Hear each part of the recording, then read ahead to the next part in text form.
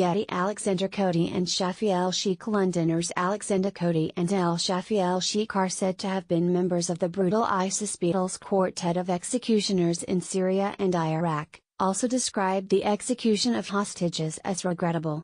The pair spoke from a cell in northern Syria, where they have been languishing since they were detained by Kurdish militia in January. Their capture sparked a row over whether they should be returned to the UK for trial or tried where their alleged crimes were committed. El-Sheikh told the Associated Press the illegal revocation of the pair's citizenship exposes them to rendition and torture. He added, "Being taken to any foreign land and treated in any way and having nobody to vouch for you. When you have these two guys who don't even have any citizenship, if we just disappear one day, where is my mum going to go and say where is my son?" He added they could also have no fair trial, when I am the Beatle in the media.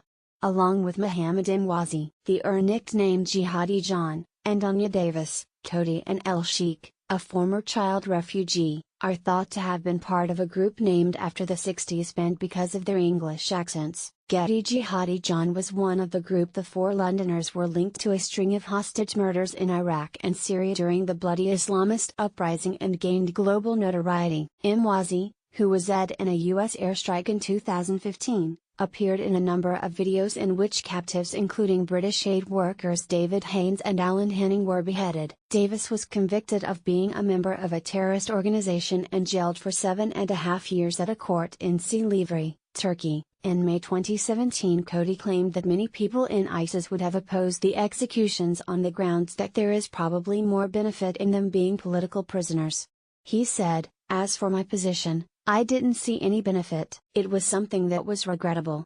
Last month, Home Secretary Amber Rudd has left the door open to putting the British men on trial in a UK court.